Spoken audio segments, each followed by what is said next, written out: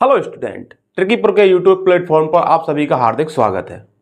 आज से हम लोग आगाज करने जा रहे हैं कक्षा 10 गणित अध्याय संख्या 1 वास्तविक संख्याओं की। सबसे पहले हम लोगों को यह जानना होगा कि इस अध्याय में कितने टॉपिक हैं, कौन कौन से ऐसे टॉपिक हैं जो बहुत ही महत्वपूर्ण हैं। तो आइए वीडियो को शुरू करते हैं ज़्यादा देरी ना करते हुए। देखिए आपकी स्क्रीन पर आ रहा होगा, इस में टोटल टॉपिक जो है वो 4 टॉपिक दिए गए हैं। पहला टॉपिक 1.1 प्रश्नावली में है यूक्लिड विभाजन एल्गोरिथम और प्रमेयिका से एचसीएफ ज्ञात करना। 1.2 प्रश्नावली जो है आपकी, उसमें टॉपिक दिया गया है अभाज्य गुणनखंड विधि से एचसीएफ और एलसीएम ज्ञात करना। ठीक है, उसके साथ 1.3 प्रश्नावली में दिया गया है किसी अपरिमेय संख्या को सिद्ध करना, और 1.4 प्रश्नावली में दिया गया है दशमलव प्रसार। जो आपकी 1.1 प्रश्नावली है,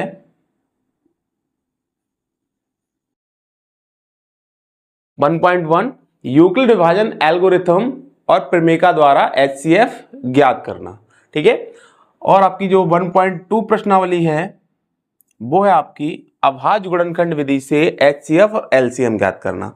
सभी ने अभाज्य गुणनखंड विधि से एचसीएफ और एलसीएम निकालना कक्षा 6 से लेकर कक्षा 9 तक सीखा हुआ है, तो वही वैसे ही प्रश्न आपके इस प्रश्नावली में आने वाले हैं। तो उसी प्रकार हम लोग अभाज्य गुणनखंड विधि से इनको सॉल्व करेंगे। आपकी 1.3 प्रश्नावली जो है उसमें है किसी अपरिमेय संख्या को सिद्ध करना, और 1.4 प्रश्नावली जो है वो है आपकी दशमलव प्रसार। बहुत सारे बोर्डों ने क्या किया गया है, बहुत सारे बोर्डों ने 1.1 प्रश्नावली और 1.4 प्रश्नावली को हटा दिया है। 1.1 और 1.4 दो प्रश्नावलियां ऐसी हैं जिनको बहुत सारे बोर्डों ने क्या किया है, बिल्कुल हटा दिया है। जैसे कि आपका यूपी बोर्ड हो गया, यूपी बोर्ड ने हटा दिया है, एमपी बोर्ड ने हटा दिया है, और आपका राजस्थान बोर्ड है। इन बोर्डों से ये प्रश्नावलियां हट चुकी हैं, 1.1 और 1.4 प्रश्नावली। आपका बिहार बोर्ड है,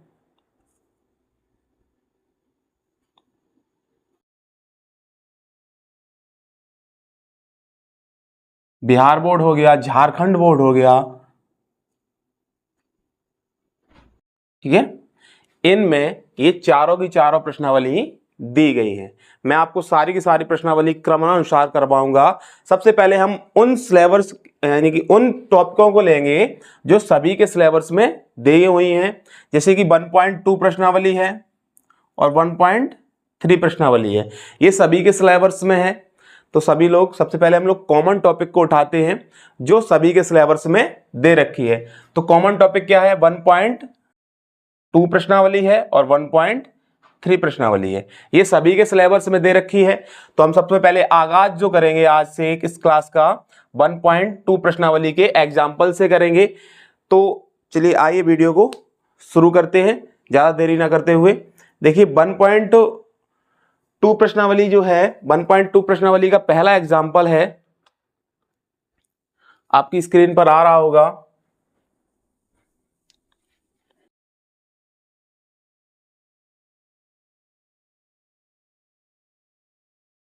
बोला गया है संख्या 6, 72 और 120 का अभाज्य गुणनखंड विधि द्वारा एचसीएफ और एलसीएम ज्ञात कीजिए। कितना कितना दिया है, संख्या दी गई है 6, 72, 72, और अगली संख्या दी गई है 120।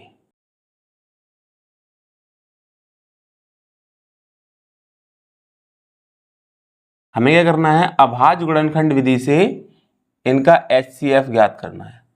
तो अभाज्य गुणनखंड विधि, सबसे पहले पता होना चाहिए कि अभाज्य संख्याएं क्या होती हैं।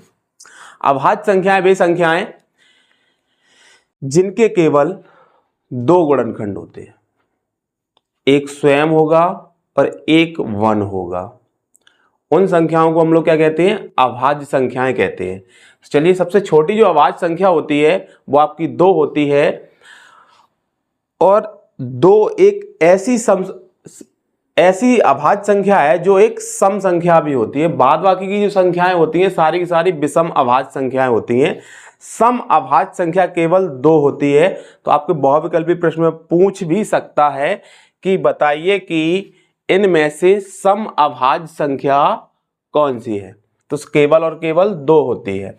चलिए देखते हैं, 2 से स्टार्ट करते हैं, 2 से काटते हैं इसको। 2 से काटो कितने बार कटेगा? 3 बार कटेगा। फिर 3 से काट दोगे तो कितने बार कट जाएगा? 1 बार कट जाएगा। अभाज्य गुणनखंड तब तक करते हैं जब तक कि मुझे 1 प्राप्त ना हो जाए। इसी प्रकार 72 के भी अभाज्य गुणनखंड करने हैं। 2 से डिवाइड करो, 2 से 3 बार, फिर बचेगा 1 आपका। 2 को दे दो, 12 हो गया। 2 से काटोगे 12 को, 2 6 बार कट जाएगा। फिर 2 से काट दो, 2 से 1 बार, फिर से 1 बचा, 6 को दे दिया, 6 और आ गया तो 16 हो गया। 2 से काटोगे तो 2 अट्ठे 16। फिर 2 से इसको काट दो तो 2 निम 18। फिर 3 से काट दो, 3 त्रिका 9। फिर 3 से काट दो, 3 एकम 3। इसके भी अभाज्य गुणनखंड हो गए। अब 120 के अभाज्य गुणनखंड कर लेने हैं। 2 से डिवाइड किया तो 2 छक्का 12। फिर 2 से डिवाइड किया, 2 तिया 6। फिर 2 से डिवाइड किया तो 15 बार हो गया। फिर 3 से डिवाइड किया तो 5 बार, और फिर 5 से डिवाइड कर दिया तो 1 बार। यानी कि इन सब के जो अभाज्य गुणनखंड आए वो कुछ इस प्रकार आए। 6 के अभाज्य गुणनखंड मुझे मिले 2 × 3। 72 के अभाज्य गुणनखंड मुझे मिले 2 कितने बार मिला? 1 2 3। तो 2 की पावर 3 × 3 की पावर 2। उसी प्रकार 120 के गुणनखंड मुझे मिले 2 कितने बार आया? 3 बार आया। 1 बार 3, 2 आया 3 बार, 1 बार 3 और 1 बार 5। ये मुझे मिले हैं इन सब के अभाज्य गुणनखंड। अब इन अभाज्य गुणनखंडों में क्या करना है? मुझे HCF और LCM ज्ञात करना है। तो HCF ज्ञात करने के लिए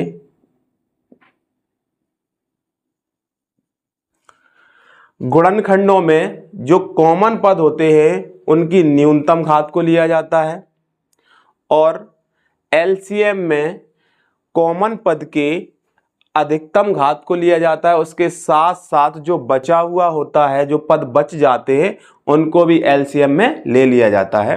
तो HCF में सबसे पहले उसको देखना है जो कॉमन पद में सबसे न्यूनतम घात है। न्यूनतम घात का मतलब क्या हो गया? जो सबसे छोटा, घातों में सबसे छोटा होगा। तो यहाँ पे हम 1 1 लगा सकते हैं ना, 2 की पावर 1 और 3 की पावर 1, जिसके ऊपर पावर नहीं दिख रही थी वहां पे हम 1 लगा सकते हैं। तो यहां से देखोगे 6, 72 और 120 में 2 एक ऐसी संख्या है और एक 3 संख्या है। 2 और 3 कॉमन हो रहे हैं, दोनों में हैं। तो हमें सबसे पहले क्या करना है? इनकी न्यूनतम घात को उठाना है। तो न्यूनतम घात कितनी है? 1। 2 की पावर 1, यहाँ से 3 की पावर 1। यानी कि HCF जो बनेगा 2 की पावर 1 मल्टीप्लाई में 3 की पावर 1। दोनों का मल्टीप्लाई कर लोगे, 2 की पावर 1 का मतलब 2 होगा, 3 की पावर 1 का मतलब 3 होगा। दोनों का मल्टीप्लाई कर लोगे, कितना आ जाएगा? 6 आ जाएगा। ये हो गया आपका HCF। इसी प्रकार हम लोगों को LCM भी ज्ञात करना है। तो LCM के लिए क्या करोगे? मैंने अभी बताया कि LCM के लिए कॉमन पद की अधिकतम घात, उसके बाद जो पद बचा हुआ है उसको भी इंक्लूड कर लेना है। तो कॉमन पद की अधिकतम घात, यहां से 2 को देखोगे तो अधिकतम घात कितनी बन रही है? 2 की पावर 3 बन रही है। उसी प्रकार 3 में देखोगे 3 की पावर 2 बन रही है। और बचा क्या? अब बचा है तुम्हारे पास 5, इसको भी इसमें इंक्लूड कर लेना है। तो टोटल कितना हो गया? 2 की पावर 2, 2 की पावर 3 का मतलब होता है 8, 3 की पावर 2 का मतलब होता है 9, और ये आपका 5। तो इनका मल्टीप्लाई कर लो। 9 अट्ठे 72, 72 में 5 का मल्टीप्लाई करोगे तो 5 5 दूनी 10 का 0 हासिल हो गया 1, 5 सत्ते 35 और 1 36। तो इसका जो एलसीएम बनेगा वो 360 बनेगा और इसका जो एचसीएफ बनेगा वो आपका 6 बनेगा। ठीक है, तो ये हो गया इस सवाल का आंसर। जल्दी से नोट कर लीजिए, फिर हम लोग सेकेंड एग्जाम्पल पर चलते हैं। सेकेंड एग्जाम्पल में क्या बोला जा रहा है,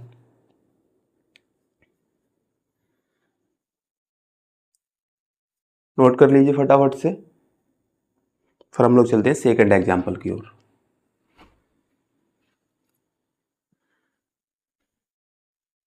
चलिए देखिए सेकेंड एग्जाम्पल में क्या है।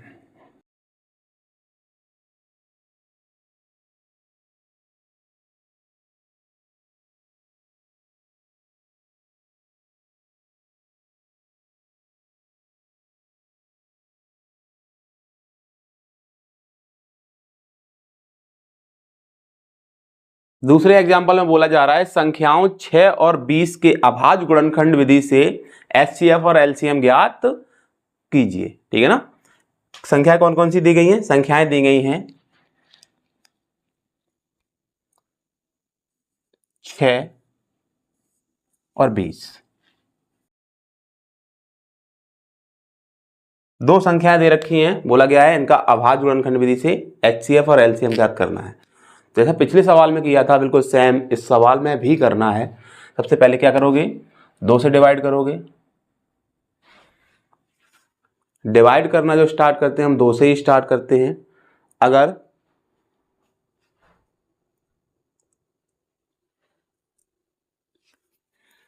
सबसे पहले हम लोग डिवाइड करना स्टार्ट करते हैं, वो कहां से स्टार्ट करते हैं, 2 से ही स्टार्ट करते हैं। क्यों स्टार्ट करते हैं, अगर 2 से कोई संख्या नहीं कटती है तो हम अगली अभाज्य संख्या से काटना स्टार्ट करते हैं, प्रारंभ करते हैं, या कह सकते हो। तो अगर 2 से कोई संख्या डिवाइड हो रही है उसको छोड़कर आप अगली संख्या से डिवाइड कर दोगे तो वो ठीक नहीं लगता है। तो हम लोग क्या करते हैं, अगर कोई संख्या 2 से डिवाइड होती है सबसे पहले 2 से डिवाइड करोगे, यानी सबसे छोटी अभाज्य संख्या से डिवाइड करोगे, उसके बाद उसकी अगली संख्या से डिवाइड करोगे अगर डिवाइड हो रही है उस संख्या से। तो 2 से डिवाइड करो कितने बार हो जाएगा, 3 बार हो जाएगा। फिर 3 से डिवाइड कर दो कितने बार हो जाएगा, 1 बार हो जाएगा। इसी प्रकार इसके भी गुणनखंड कर देने हैं 20 के। 2 से डिवाइड करोगे कितने बार हो जाएगा, 10 बार हो जाएगा। फिर 2 से डिवाइड कर दोगे तो 5 बार हो जाएगा और फिर 5 से डिवाइड कर दोगे तो 1 बार हो जाएगा। ठीक है, तो मुझे 6 और 20 के जो अभाज्य गुणनखंड मिले वो कौन कौन से मिले, 6 के अभाज्य गुणनखंड मिले आपको 2 की पावर 1 मल्टीप्लाई 3 की पावर 1। इसी प्रकार 20 के जो अभाज्य गुणनखंड किए उसमें मुझे मिला 2 की पावर 2 मल्टीप्लाई 5 की पावर 1। अब मुझे यहां से एचसीएफ और एलसीएम ज्ञात करना है। तो एचसीएफ के लिए मैंने आपको अभी थोड़ी देर पहले बताया था, पहले सवाल में ही बताया था, पहले एग्जाम्पल में। एचसीएफ के लिए क्या करना है, एचसीएफ के लिए कॉमन पद की न्यूनतम घात को लेना है। तो कॉमन पद क्या हो रहा है, कॉमन पद हो रहा है यहाँ पे, अगर गौर से देखो तो कॉमन पद क्या बन रहा है, कॉमन पद बन रहा है हमारे पास 2।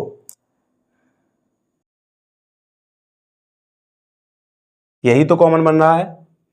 इस कॉमन पद की क्या करना है, न्यूनतम घात लेनी है। न्यूनतम घात का मतलब हो गया इन दोनों घातों में 1 और 2 है ना, तो 1 छोटा है, न्यूनतम का मतलब छोटी घात लेनी है। तो 2 की पावर कितना लोगे, 1, तो आंसर क्या बनेगा 2। उसी प्रकार एलसीएम निकाल लेना है।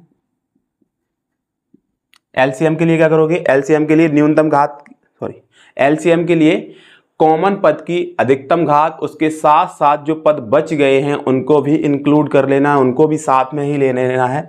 तो कॉमन पद की अधिकतम घात कितनी है, 2 की पावर 2 है, उसके साथ 3 की पावर 1 मल्टीप्लाई 5 की पावर 1, सबका मल्टीप्लाई कर लेंगे। 2 की पावर 2 का मतलब 4 होता है, 4, 3 की पावर 1 का मतलब 3 होता है, 5 की पावर 1 का मतलब 5 होता है। तो 4 तिया 12, 12 पंचे 60। तो इसका जो एलसीएम बनेगा वो 60 बनेगा और इसका जो एचसीएफ बनेगा वो 2 बनेगा। एचसीएफ जो आएगा वो 2 आएगा, एलसीएम जो आएगा वो 60 आएगा। इसी प्रकार हम लोग इन सवालों को कर सकते हैं। ठीक है, नोट कर लीजिए या स्क्रीनशॉट ले लीजिए। हम लोग चलते हैं एग्जाम्पल नंबर 3। आपकी स्क्रीन पे आ रहा होगा, दिख रहा होगा आपको। एग्जाम्पल नंबर थर्ड, तो बोला जा रहा है संख्याओं 4 की पावर n पर विचार कीजिए जहां n एक प्राकृत संख्या है, ठीक है, जहां n क्या है, n एक प्राकृत संख्या है। तो बताना है कि क्या n का ऐसा कोई मान है जिसके लिए संख्या जो 4 की पावर n है उसका अंक कभी शून्य पर समाप्त होगा। देखिए, शून्य पर समाप्त कोई संख्या कब होगी, शून्य पर समाप्त संख्या कोई तब होगी जब उसके अभाज्य गुणनखंड में 2 और 5 मिल जाएगा। 2 और 5 का मिलना, तभी संख्या जो होती है वो शून्य पर समाप्त होगी, और 2 और 5 को मिलने से मुझे मिलते हैं 10। जब 2 और 5 मिलेगा तभी संख्या कोई जो होगी वो शून्य पर समाप्त होगी। 2 और 5 अगर नहीं मिलते हैं तो वो संख्या शून्य पर समाप्त नहीं होगी। अगर केवल 2 मिल जाएगा तब भी शून्य पर समाप्त नहीं होगी, केवल 5 मिलेगा तब भी शून्य पर समाप्त नहीं होगी। तो बोला गया है कि 4 की पावर n बताना है क्या शून्य पर समाप्त होगी। चलिए देखते हैं। संख्या दी गई है आपको 4 की पावर n। 4 की पावर n जो संख्या दी गई है, सबसे पहले इसके अभाज्य गुणनखंड करोगे तो अभाज्य गुणनखंड करने पर मुझे क्या मिलेगा, अभाज्य गुणनखंड करने पर मुझे मिलेगा 2 × 2 होल पावर n। अगर आप गौर से देखें तो 4 के अभाज्य गुणनखंड करने पर मुझे केवल और केवल 2 मिल रहा है। ऐसा भी लिख सकते हो 2 की पावर n × 2 की पावर n। तो यहां लिखेंगे अतः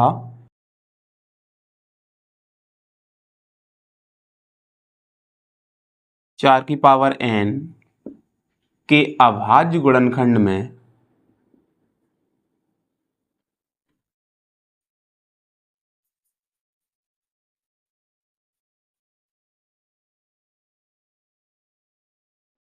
अभाज्य गुणनखंडों में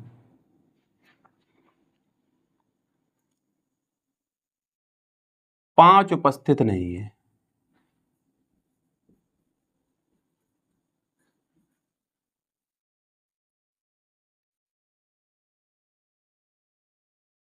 जब 5 उपस्थित नहीं होगा तो संख्या कभी शून्य पर समाप्त नहीं होगी। इसलिए 4 की पावर n, या कह सकते संख्या 4 की पावर n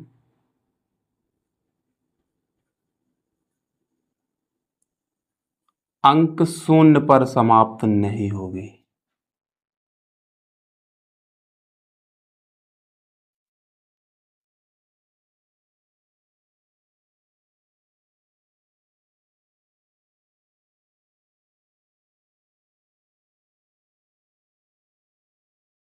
चाहे आप n का मान कितना भी रख दो, वो संख्या 4 की पावर जो n है वो शून्य पर समाप्त नहीं होगी अगर उसके अभाज्य गुणनखंडों में केवल 2 या केवल 5 मिलेगा। अगर 5 और 2 दोनों मिल जाएंगे तो शून्य पर समाप्त होगी, केवल 5 और केवल 2 मिलेगा तो वो संख्या शून्य पर समाप्त नहीं होगी। नोट कर लीजिए या स्क्रीनशॉट ले लीजिए, मैं फिर अगले सवाल पर चलता हूँ। आज मैं इस क्लास में आपको सारे के सारे एग्जाम्पल करवा दूंगा। कल से मैं आपकी अगली क्लास में जो है आपके प्रश्नावली के जो सवाल दिए गए हैं वो सारे के सारे सॉल्व करवाऊंगा। एक भी सवाल नहीं छोड़ूंगा। आप लोग लगातार क्लास के साथ बने रहें। अगर आप मेरी क्लास को देखते हैं, रेगुलर देखते हैं, तो मैं लगभग आपका 100% सिलेबस कंप्लीट करवा दूंगा, जिससे कि आपको बोर्ड एग्ज़ाम में बैठने में कोई दिक्कत नहीं होगी। अगर आप मेरी वीडियो पर नए हैं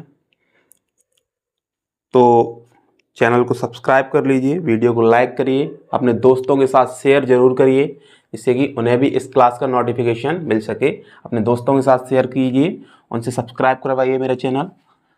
ठीक है, चलिए हम लोग सवाल नंबर चलते हैं अगले सवाल नंबर 4 पर। एग्जाम्पल नंबर 4 में क्या बोला जा रहा है? एग्जाम्पल नंबर 4 में बोला जा रहा है अभाज्य गुणनखंड विधि द्वारा 96 और 404 का HCF ज्ञात कीजिए और फिर इनका LCM ज्ञात कीजिए। इस सवाल को सॉल्व करने से पहले आपको मैं एक फॉर्मूला बता देता हूं। वो फॉर्मूला क्या है? फॉर्मूला कुछ इस प्रकार है, आपकी स्क्रीन पर आ रहा होगा। दो संख्याओं के मासा तथा लासा में संबंध। दो संख्याओं के मासा तथा लासा में संबंध क्या होता है? दो संख्याओं, जैसे मान लो दो संख्याएं तुम्हारे पास A और B हैं, दिख रहा होगा आपको A और B, ठीक है ना। अगर मैं इनका मासा और लासा का संबंध की बात करूं तो मासा और लासा के संबंध का मतलब होता है कि दोनों संख्याओं का गुणनफल बराबर होना चाहिए मासा गुणा लासा, ठीक है। या कह सकते हो, इसको मैथमेटिकल फॉर्म में लिख सकते हो A क्रॉस B, मतलब A मल्टीप्लाई B बराबर क्या होना चाहिए? बराबर होना चाहिए HCF मल्टीप्लाई LCM।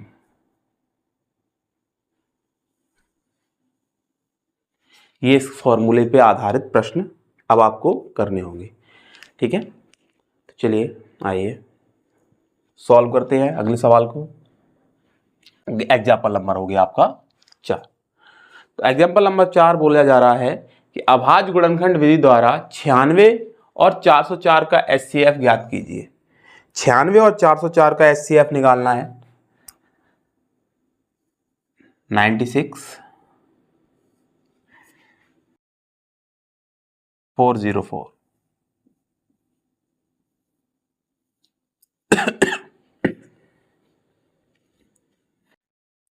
सॉल्व कर लीजिए। 2 से डिवाइड होगा, 2 चौको 8, 1 बचेगा, 6 को दे दोगे 16 हो गया, 2 अट्ठे 16।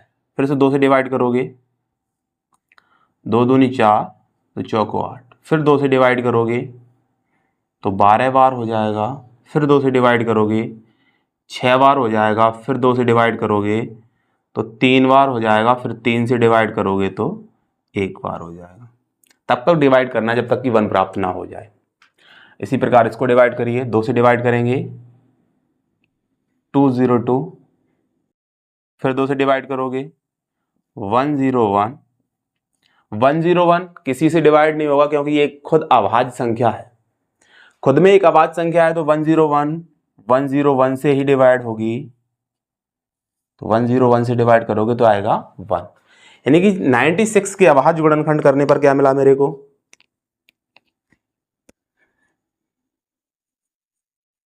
96 के अभाज्य गुणनखंड प्राप्त करने पर मुझे मिला दो जो मिला है वो 1 2 3 4 5। 2 मिला है 5 बार, यानी कि 2 की पावर 5। 3 मिला है 1 बार, तो 3 की पावर 1। इसी प्रकार 404 के अभाज्य गुणनखंड करने पर मुझे मिला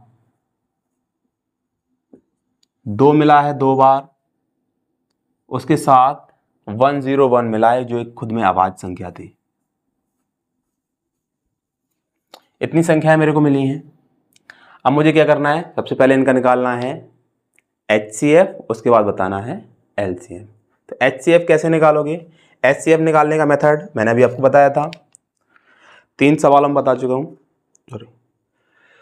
HCF का मतलब हो गया कॉमन पद की न्यूनतम घात को उठाना है। तो कॉमन पद क्या हो रहा है? कॉमन पद हो रहा है आपका 2 की पावर जो भी है, ठीक है ना। 2 कॉमन हो रहा है, उसमें से न्यूनतम घात को उठाना है। तो न्यूनतम घात कितनी दिख रही है? 2 की पावर 2 दिख रही है। तो इसका जो HCF बनेगा वो बनेगा 2 की पावर 2, और 2 की पावर 2 का मतलब हो गया 4, ठीक है। HCF ये बन जाएगा। अभी LCM और निकालना है, तो LCM के लिए क्या करोगे? LCM और फाइंड करना है।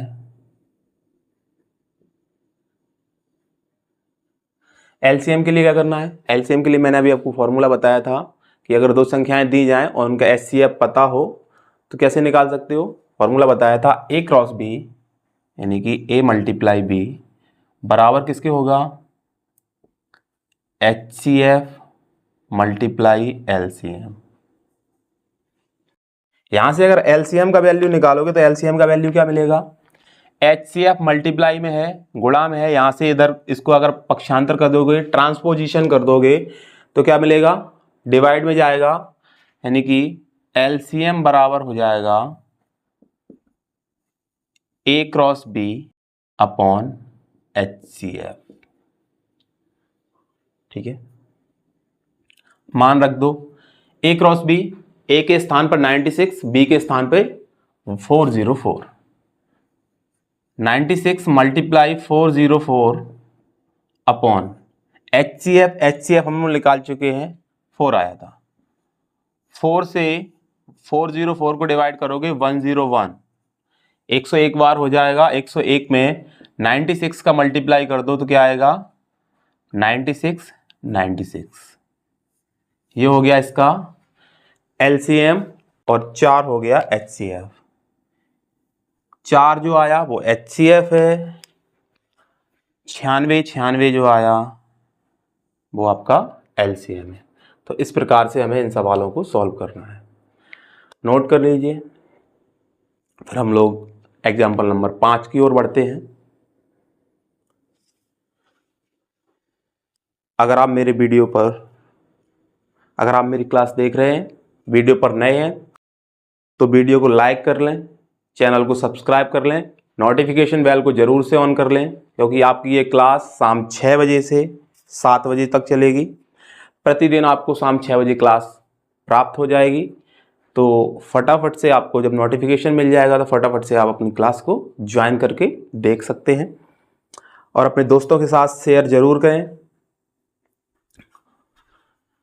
हो सके तो जितना ज़्यादा हो सके उतना शेयर करें अपने दोस्तों के साथ, लाइक करें और चैनल को सब्सक्राइब करवाएं।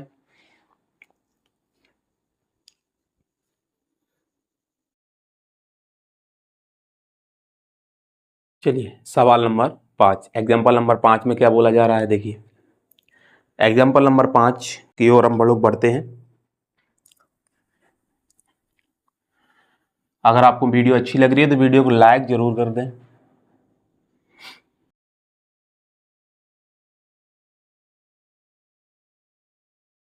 आप लोगों को कमेंट में भी बताना है कि आपको क्लास कैसी लगी आज की।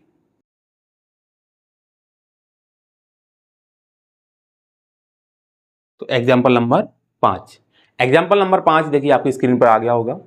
बोला जा रहा है कि यदि 180 और 252 का HCF 36 है, यदि 180 और 252 का HCF 36 है तो उसका LCM क्या होगा। ठीक है,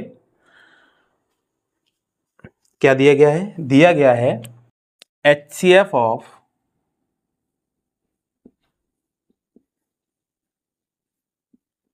180 और 252,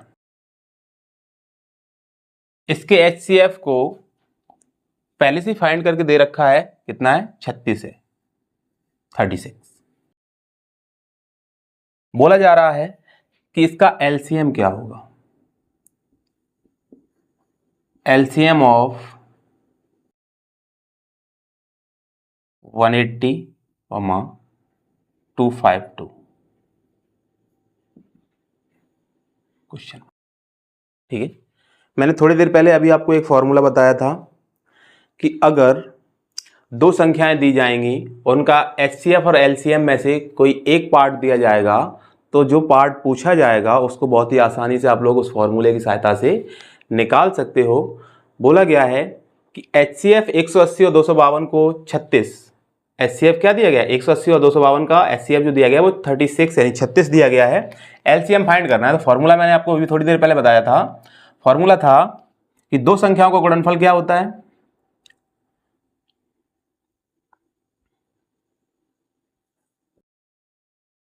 मैंने आपको बताया था फॉर्मूला था दो संख्याओं का गुणनफल बराबर HCF गुणा LCM, यानी कि A क्रॉस B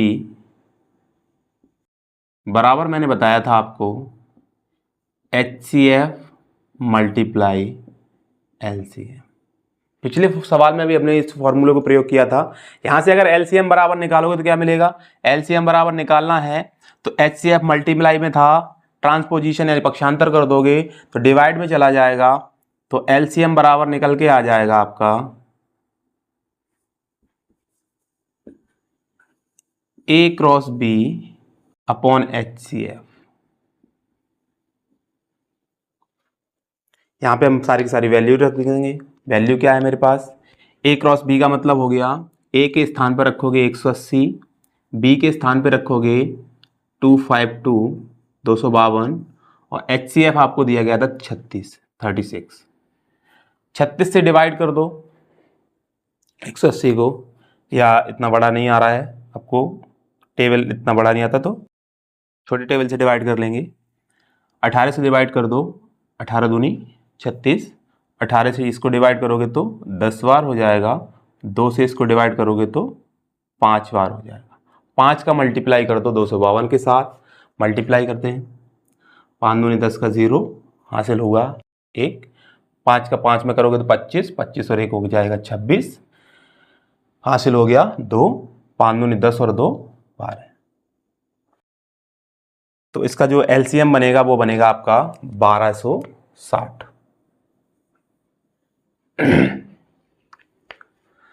एलसीएम कितना हो गया 1260।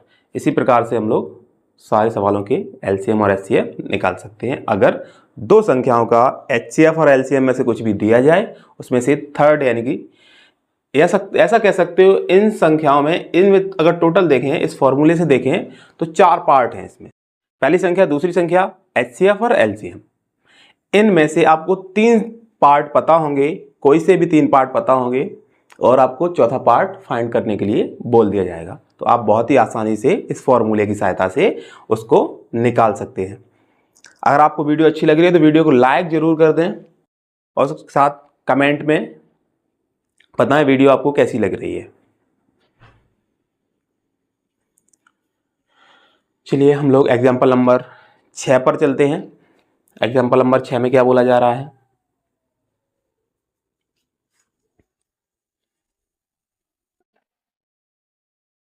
देखिए एग्जाम्पल नंबर 6 जो है उसमें बोला जा रहा है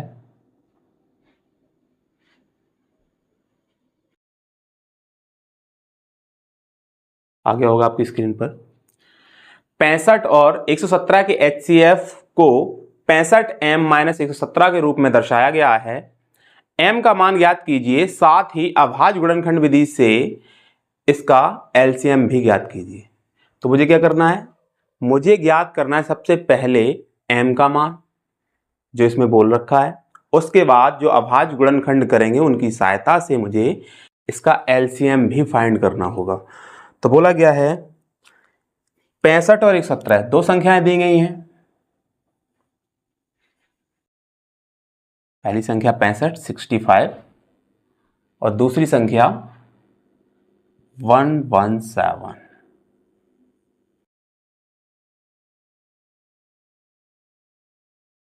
दो संख्याएं दे रखी हैं।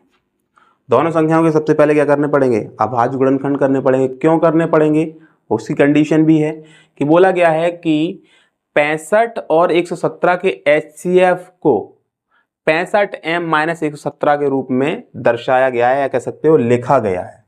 ठीक है, तो वहां से HCF की आवश्यकता तो पड़ने ही वाली है। सबसे पहले हम लोग अभाज्य गुणनखंड विधि की सहायता से इसका HCF ज्ञात कर लेने वाले हैं। उसके बाद वहां पर रख देंगे HCF के स्थान पर HCF का मान, और फिर वहां से बहुत ही आसानी से हम लोग m का मान फाइंड कर सकते हैं। सबसे पहले देखिए 3 से डिवाइड होगा क्या, 3 से डिवाइड नहीं होगा। 3 से 6 पूरा डिवाइड हो जाएगा, 5 डिवाइड नहीं होगा। तो अगली संख्या से डिवाइड करोगे, यानी 5 से डिवाइड करोगे। 5 से डिवाइड किया एक बार, 1 बचा, 15 हो गया, 5 दिया 15, फिर 13 से डिवाइड हो जाएगा, क्योंकि 13 खुद में एक अभाज्य संख्या है। तो 13 से डिवाइड करोगे 1 बार हो जाएगा। ठीक है,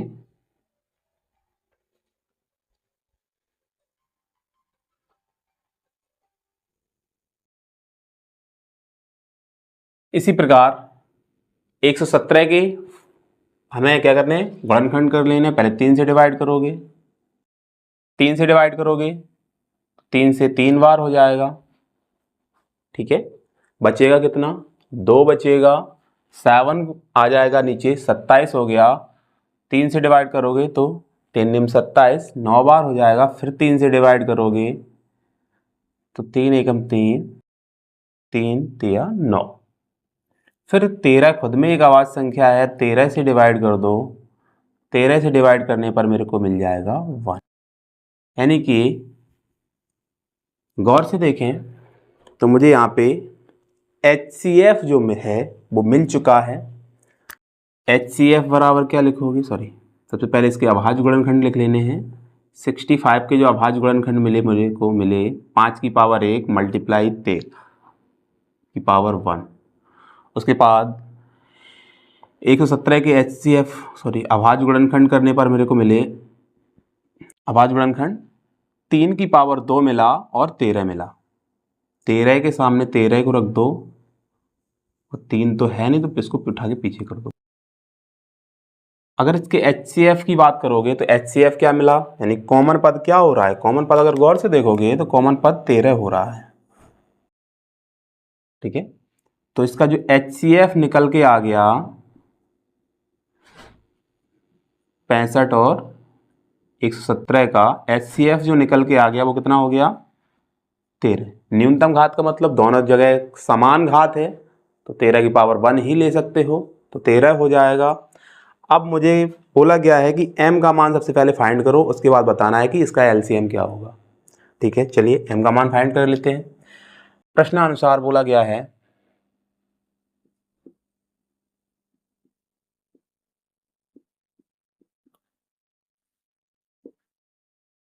प्रश्नानुसार क्या बोला है, प्रश्नानुसार बोला गया है कि HCF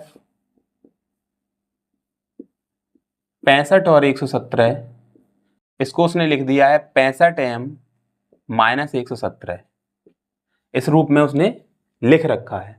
ठीक है, चलिए 65 और 117 के HCF को हम लोगों ने फाइंड किया है, कितना निकल के आया 13 निकल के आया। तो इसके स्थान पे कितना आ जाएगा 13 आ जाएगा, बराबर में कितना 65m माइनस का 117। 117 इधर माइनस का है, ट्रांसपोजिशन करके इधर लेके आओगे तो किसका हो जाएगा प्लस का हो जाएगा, यानी कि 13 प्लस 117 बराबर में हो जाएगा 65m। 13 और 117 को जोड़ोगे 130 हो जाएगा, बराबर में कितना हो जाएगा 65m। m का मान फाइंड करना है, 65 क्या कर रहा है यहाँ पे मल्टीप्लाई कर रहा है, मल्टीप्लाई वाले को इधर भेजोगे तो डिवाइड में चला जाएगा। तो m बराबर क्या निकल के आएगा 130 अपॉन में 65। 65 से डिवाइड करोगे कितने बार हो जाएगा 2 बार डिवाइड हो जाएगा, तो m का मान कितना हो गया 2 हो गया। ठीक है, ये तो हो गया m का मान फाइंड हो गया।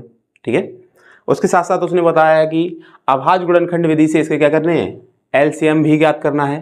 तो अभाज्य गुणनखंड विधि से LCM ज्ञात करने के लिए हम लोग अभाज्य गुणनखंड तो कर ही चुके हैं। LCM ज्ञात करने के लिए क्या करोगे, LCM बराबर क्या हो जाएगा, LCM और फाइंड करना है तो LCM बराबर हो जाएगा, मैंने बताया था LCM में क्या करते हैं कॉमन पद की अधिकतम घात लेते हो, लेकिन यहाँ पे घात दोनों की समान है, उसके साथ साथ जो पद बचे हुए हैं उनको भी इंक्लूड कर लेते हैं। तो बच कौन कौन रहा है 5 बच रहा है और 3 की पावर 2 बच रहा है, इनको भी साथ में ही ले लेना है। तो LCM के लिए 5 की पावर 1 मल्टीप्लाई 13 की पावर 1 मल्टीप्लाई 3 की पावर 2। 3 की पावर 2 का मतलब हो गया 9, 9 का मल्टीप्लाई कर दो 5 के साथ 45 45 हो गया, मल्टीप्लाई 13 से दोनों का गुणा कर दो कितना आएगा 13 5 65 का 5 हासिल हो गया 6, 13 चौको 52, 52 और 6 जोड़ोगे तो 58, 585 इसका हो गया LCM।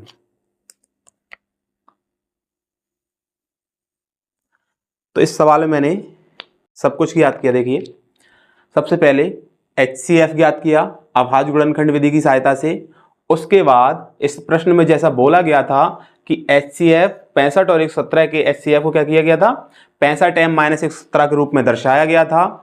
उसके बाद हमने वहां से m का मान फाइंड किया, यानी कि कैसे फाइंड किया, जो HCF का मान निकला था उसको HCF के स्थान पे रख दिया, 13 को 13 के स्थान पे रख दिया, सॉरी 65 और 117 के HCF को 13 जो आया था उसके स्थान पे रख दिया, बराबर में क्या रखा, बराबर में रखा 65m माइनस 117 को रख दिया। ठीक है, 17 उधर से ट्रांसपोजिशन इधर लेके आओगे, जब ट्रांसपोजिशन करोगे तो उसको इधर लेके आओगे तो प्लस का हो जाएगा 113, सॉरी 13 प्लस 117 बराबर हो जाएगा 65m।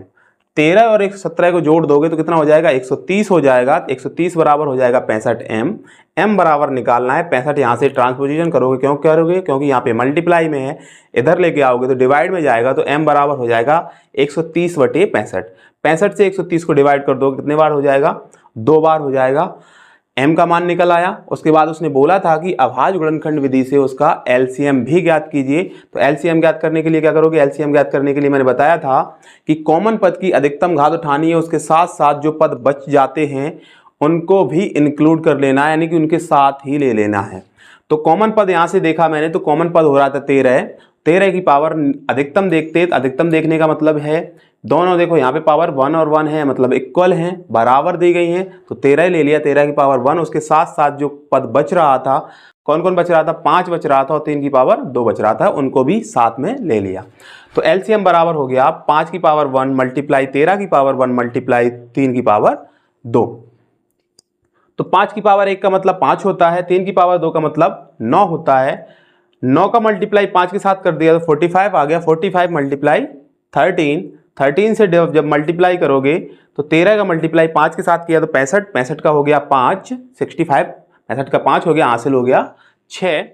13 से फिर 4 से मल्टीप्लाई, 13 और 4 का मल्टीप्लाई करोगे तो 52 आएगा, 52 में 6 जोड़ोगे तो 58 आएगा। इसी प्रकार हम लोगों ने एलसीएम भी इसका फाइंड कर लिया। अगर आपको वीडियो अच्छी लग रही है तो वीडियो को लाइक जरूर करें और चैनल को सब्सक्राइब करें। चलिए हम लोग चलते हैं एग्जाम्पल नंबर 7। एग्जाम्पल नंबर 7 बोला जा रहा है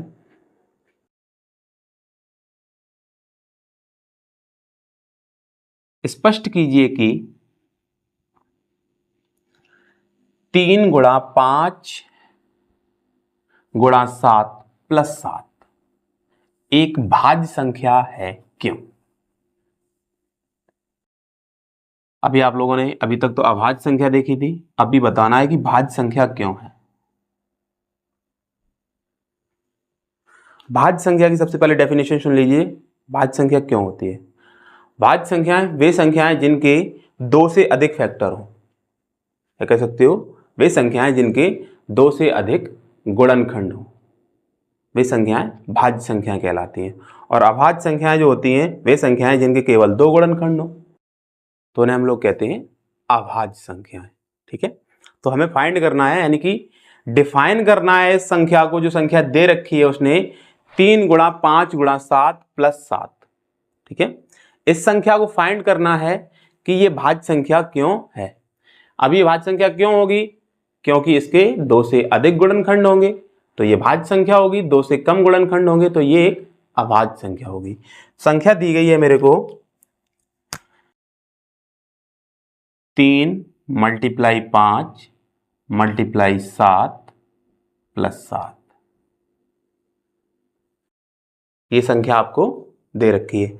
अगर आप यहां गौर से देखोगे तो 7 और 7 दोनों जगह उपस्थित है, 7 यहां भी है और 7 यहां भी है, दोनों जगह उपस्थित है, तो 7 कॉमन हो जाएगा। तो 7 कॉमन लेने पर क्या मिलेगा मेरे को, देखो 7 लिया मैंने कॉमन, क्या बचा यहाँ पे 3 मल्टीप्लाई 5, यहाँ पे बचेगा प्लस का 1। कॉमन का मतलब होता है भाग देना। ठीक है, 3 और 5 का मल्टीप्लाई करोगे 15 हो जाएगा, 15 में 1 जोड़ोगे तो हो जाएगा 16। 7 मल्टीप्लाई कितना हो गया, 16 हो गया, और 16 का मल्टीप्लाई 7 के साथ कर दोगे कितना हो जाएगा, 16 छक्का 96, 16 सत्ते 112।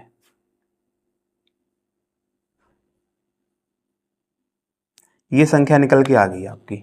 अगर आप 112 के अभाज्य गुणनखंड करोगे तो 2 से तो अधिक मिलेंगे ही। ठीक है, तो यहां लिखोगे अतः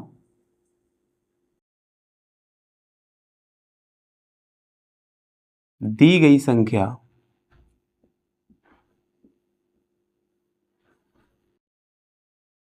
दी संख्या के 2 से अधिक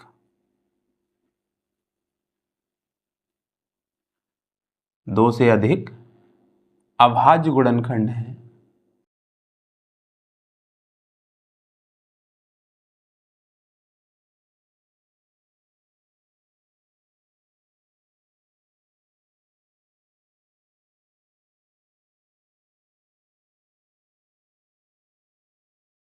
दो से अधिक क्या है? अभाज्य गुणनखंड है, इसलिए यह संख्या भाज्य संख्या होगी।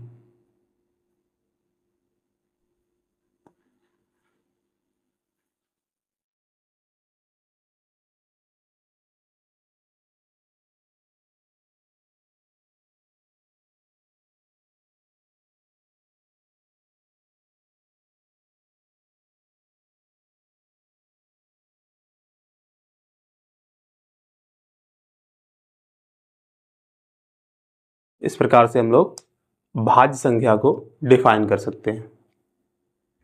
सभी को बहुत क्लियरली समझ में आ गया होगा सवाल, ठीक है। अगर आप मेरी वीडियो पर नए हैं तो वीडियो को लाइक करें, चैनल को सब्सक्राइब करें, नोटिफिकेशन बेल को ज़रूर से ऑन कर लें, जिससे कि आपको अगली क्लास का नोटिफिकेशन आसानी से मिल जाए। अगर आपको क्लास अच्छी लगी है तो लाइक करें, चैनल को सब्सक्राइब करें, और कल की क्लास में हम लोग बात करेंगे इसके अगले सवालों की। एग्जाम्पल जितने भी थे आपके सारे कंप्लीट हो चुके हैं। अब कल की क्लास में हम लोग इनके सवालों पर पहुंचेंगे 1.2 प्रश्नावली की, ठीक है। मैं आपको एक भी सवाल नहीं छुड़वाऊंगा, सारे के सारे विद एग्जाम्पल के साथ आपके सारे के सारे सवाल लेते हुए चलूँगा, जिससे कि आपको एग्जाम्पल समझने में भी आसानी हो। और आप लोग भी कोशिश करिएगा कि सारे के सारे एग्जाम्पल आप लोग भी कवर करते हुए चलिए। आपके पास चाहे कोई सा भी बुक हो, चाहे आपके पास NCERT का बुक हो, चाहे आपके पास राजीव प्रकाशन का बुक हो, आपके पास मनोहर्रे का बुक हो, आपके पास कोई सा भी बुक हो, आप कोशिश करिए कि उसके भी एग्जाम्पल सारे के सारे कवर करते हुए चलें। एग्जाम्पल से क्या होता है, एग्जाम्पल कवर करने से मुझे ये चीज़ मिल जाती है कि कभी कभी क्या होता है, बोर्ड एग्जाम में एग्जाम्पल ही दे दिए जाते हैं और हम लोग एग्जाम्पल पढ़ते नहीं हैं। जब हम लोग एग्जाम्पल पढ़ते नहीं हैं तो एग्जाम्पल जब आ जाते हैं तो हम लोग सोचते हैं ये सवाल कहाँ से आया, तो मैंने पढ़ा भी नहीं है। तो एग्जाम्पल से ये चीज़ क्लियर हो जाती है कि इस एक्सरसाइज में, या कह सकते हो इस प्रश्नावली में, कि मुझे पढ़ना क्या है। अगर एग्जाम्पल आप लोग सॉल्व कर लेंगे तो आप एक्सरसाइज समझने में ज़्यादा आपको कठिनाई नहीं होगी, बहुत आसानी से आप वो एक्सरसाइज को समझ सकते हैं। इसी के साथ हम लोग इस वीडियो का समापन करते हैं। जय हिंद, जय भारत। मिलते हैं कल की क्लास में। धन्यवाद।